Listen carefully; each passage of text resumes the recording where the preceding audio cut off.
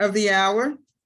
And Nadia is going to share his short bio here. But before she does, I just want to just say on a personal note that I met Reverend John the latter part of 2018, I believe, and became much more connected with him in 2019, January of 2019, when he accepted an invitation by our senior bishop to serve on our Vision 2020 Council. From that point on, his genius, his brilliance, his leadership, his heart, his mind, for me, has just been revealed as someone who is a leader in the spiritual community, someone who's on the cutting edge of just newness, and one who, with a quiet spirit, leads, with a heart that is compassionate and emphatic, leads. And so I am so grateful that he is on our board of trustees, that he is a leader in this faith community, and that my husband and I came to know him and have experienced him now for these last several years.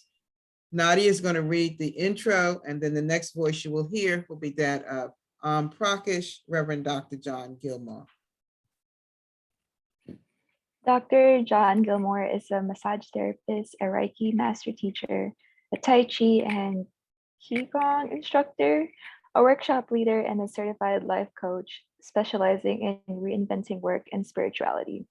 He has written several books and articles on practical spirituality and how we can use your system belief in creative, out-of-the-box ways to not only enhance our lives, but to build communities that will enhance the lives of others. At present, he specializes in a mind, body, and spirit healing practice, as well as a radio show and forum he hosts on practical spirituality at Blog Talk Radio and on Anchor. Reverend Dr. John Gilmore Prakash was a Unitarian Universalist minister for more than 15 years, starting as a parish minister, an extension minister, and moving toward community ministry. He is now a retired UU minister working to promote health, wellness, and healing on the levels of mind, body, and spirit. He served as a parish minister for many years, and lastly, as a wellness and social justice community member at UU Church at Bedford, Massachusetts, while working as the director of the MA chapter of the Unitarian Universalist for a Just Economic Community, and later the co-director and director of the UUJEC National. Prakash was also a JUUST change consultant and director of racial and social justice for the Joseph Priestley District. He has been a CUUPS member for several years and is now serving on the CUUPS board of the Ministerial and Right Relations position. Prakash attended Eastern Theological Seminary, Meadville Lombard Divinity School, and the University of Creation Spirituality, an interfaith school started by PhD Matthew Fox. Later, he studied spiritual direction for 1 year at the Sat Yoga Institute in CR, where he led a pranic healing circle and taught Tai Chi. He has studied mystical Christianity, took a yogic chanting pilgrimage to an ashram that blends together Christianity and Hinduism, and has taken a 9-month course in the US on yogic chanting. He was also a member of Wan Buddhist Temple for 6 years and a monthly speaker for a year. At present, he is serving as the chair of the Finance Committee at Triumph Life Center. Please join us in welcoming our speaker, Prakash, Reverend Dr. John Gilmore. Good morning, everyone. Good morning. I'd like to speak on when I first heard the theme of our meeting, a story kept coming up for me that I'd like to speak about. This story is found in the Bible, in the book of Mark, as well as in the book of Luke. I'm going to sort of blend them together. I'll be doing this sort of in the oral tradition, which means that I'll be trying to tell the content of what is being said instead of word for word. There was a story about a woman who had an issue of blood, and she had this issue of blood for 12 years. She went to all of the doctors and the physicians and all of those people during her time to try to get healed from this issue of blood. But instead of her getting healing, she spent everything that she had, and the condition just got worse. One day when she was coming into the city, she was following this great teacher, Jesus, who was coming into the city and was thronged by many people pushing and shoving along the way. And she said within herself, if I can just touch the hem of his garment, I know I'll be healed. And she got up the nerve and she pushed through all of this crowd, all of these people thronging him, and touched him. And all of a sudden he turned around and looked at the crowd and said, who touched me? All of his disciples said, everybody's bumping into you. This crowd has been thronging you all along. How can you say, who touched me? And he said, somebody touched me because I felt my power go out of me. I felt my energy go into somebody. In some books, it says, I felt my virtue go out of me. In other books, it says my power. And then the woman came to him and she was afraid because she had touched him, and she admitted what she had done and told him her story. And he said, go thy way because your faith has made you whole. Now in the Bible that is translated directly from the Aramaic, it says, go your way because your faith has saved you. You see, because during those days, and in many of the Bible translations, the words saved and made whole or healed are interchangeable. They both come from salvus, or to save, or to make whole. So this woman was made whole or saved by touching Jesus. Now, what was the difference between her and all of those people who were thronging him, looking for miracles, wanting to be made whole? I think the difference was not only the faith that she had, but the desperation she had, and not even really the desperation that she had. It was the connection that she had. She did something that we've been talking about in John, where it says, when he shall appear, we shall be like him because we shall see him as he is. She saw him as he was at that time. It wasn't waiting for the future. It wasn't waiting to die. It wasn't waiting for resurrection. She saw Jesus. She saw God as he was right there. And that type of seeing is something that is available for all of us. You see, we are all like this woman. There's something behind this story that is much deeper. First of all, back in those days, if you had a woman with an issue of blood, she was not allowed to come out and be among the crowd. She had to go away for the time of her menstruation and meet together with other women and stay there alone, unable to touch any men. And then in order to come out among the people, she had to perform a cleansing ritual. So this woman should not have even have been there in the crowd, bumping into people. What made her go out there into the crowd and bump into those people? What made her do the thing that would have probably been the worst thing ever, which was, you really were not supposed to touch a holy person. You weren't supposed to touch a rabbi. You weren't supposed to touch a Levite. You weren't supposed to touch a priest. But something within this woman connected with her and drew her and made her willing to go against all of the norms, all of the taboos, all of the laws when she saw Jesus and touched him. Now, it is said that by scholars that there was a tradition where a lot of the rabbis would have these small things called phylacteries, these very small leather pouches that they would take a piece of the written word of God in. They put it in these small pouches, and many of them had them tied around the hems of their garments. This is known as the Rhema, or the written word of God. And so she, in her concern for him and not wanting to touch him, but knowing that something was calling her to touch him, touches just the hem of his garment, reaching out, touching the Rhema, touching the knowledge and the wisdom of God that he himself concentrated on all the time in order to become and realize who he was, moving from the written word of God to the living word of God, moving from Rhema to Logos, as in the beginning was the Word, and the Word was with God, and the Word was God, and the Word wrapped itself in human flesh.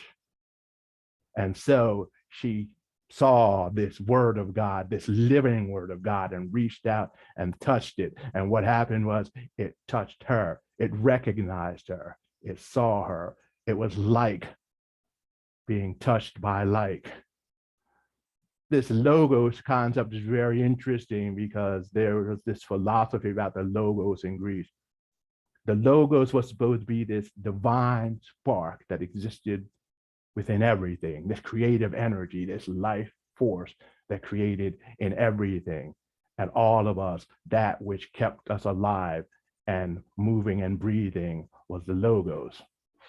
And their concept was that during life, as we meditate, pray, have all these experiences, what happens is that the logos brightens and it gets released and it returns back to God.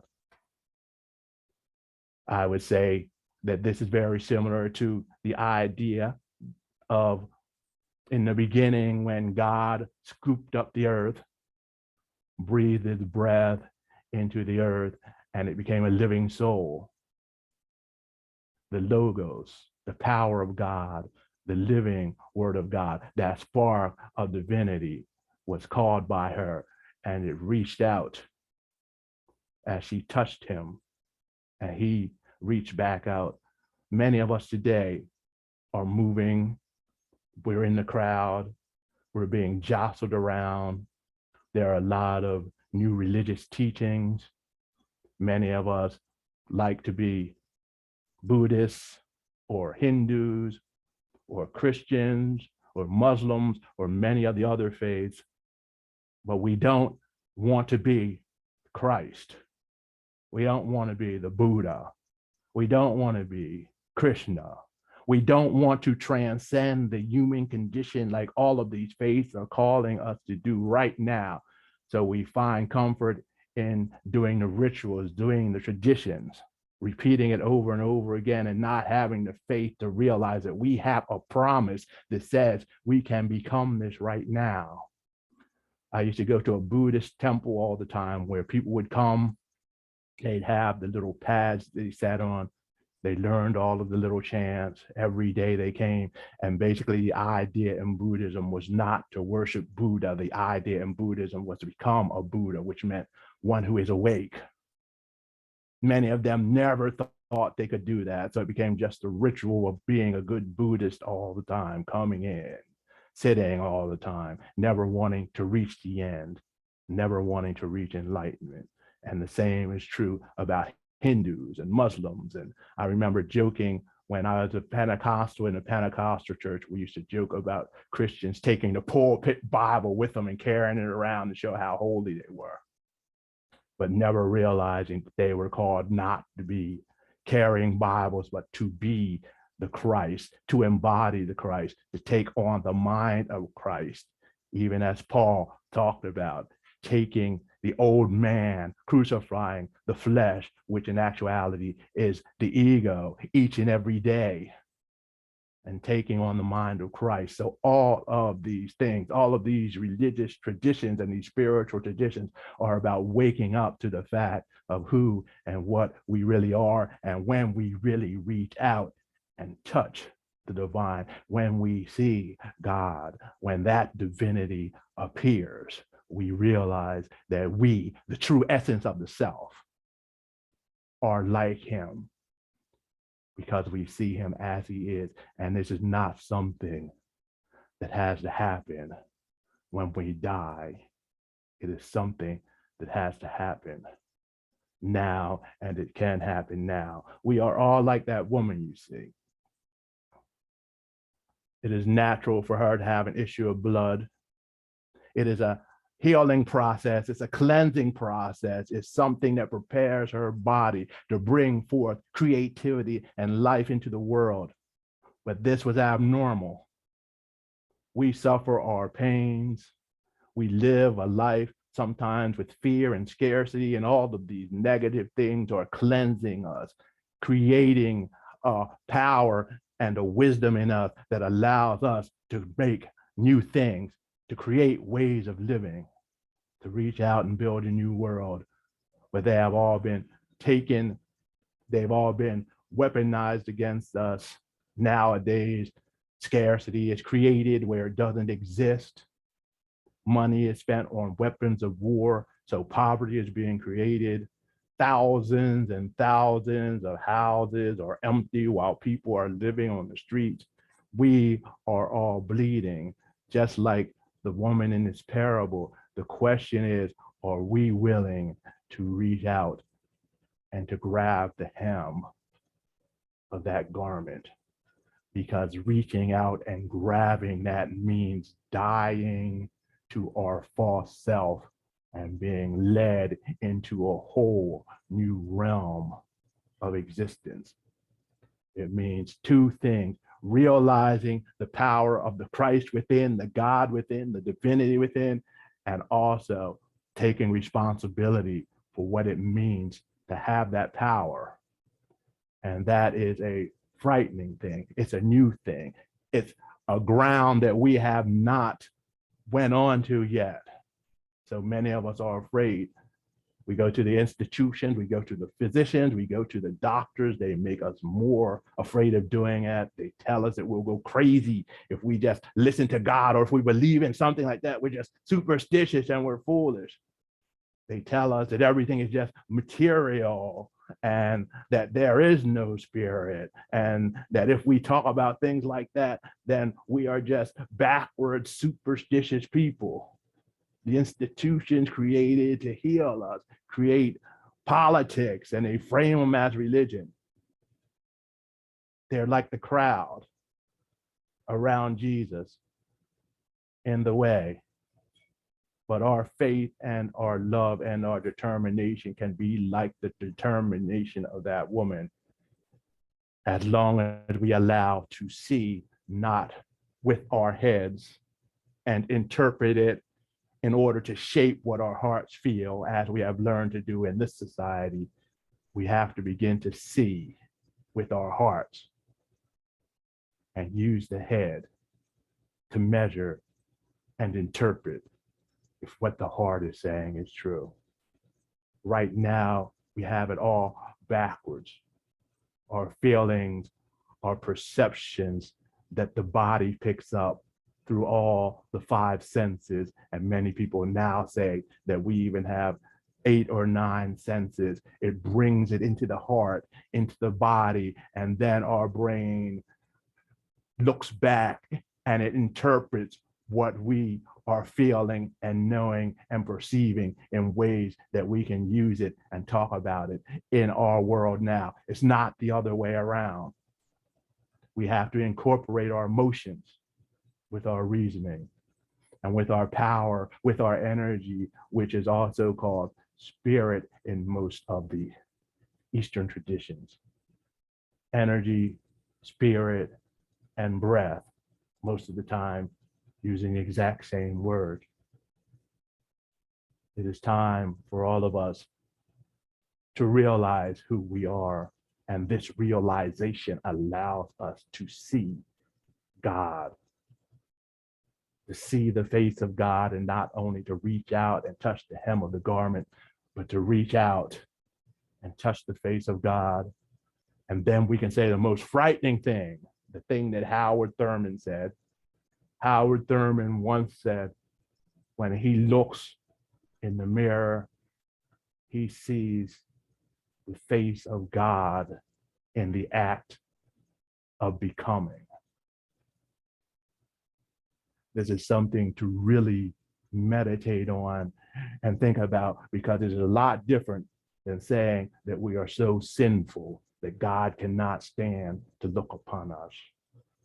It's time for us to be healed. It's time for us to stop bleeding. It's time for us to reach out and grab the garment, grab the power, grab the divinity, to move beyond what Krishnamurti was talking about. Krishnamurti was saying that he found some problems with people in the United States. He said there was a tendency of people to go halfway up the hill.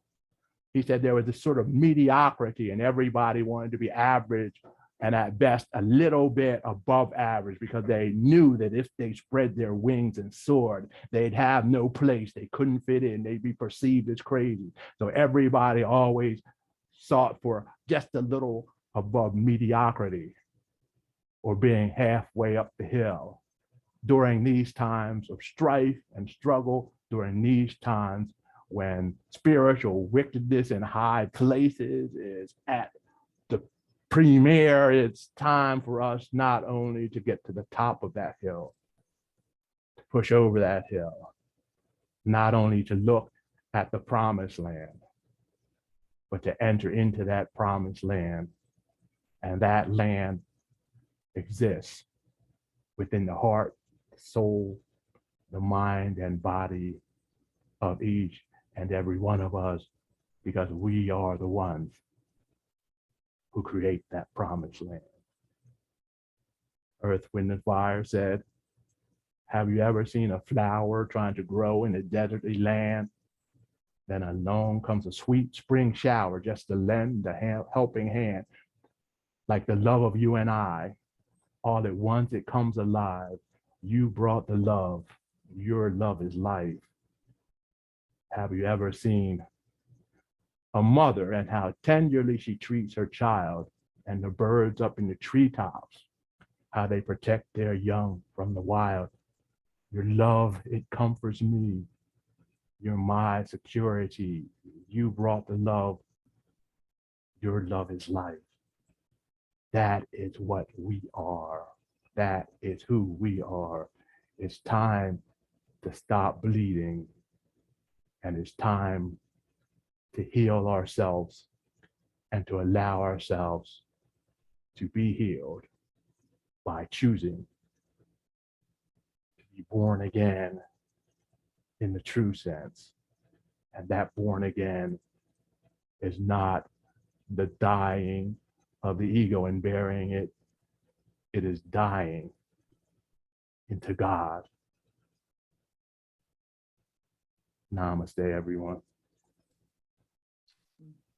Namaste.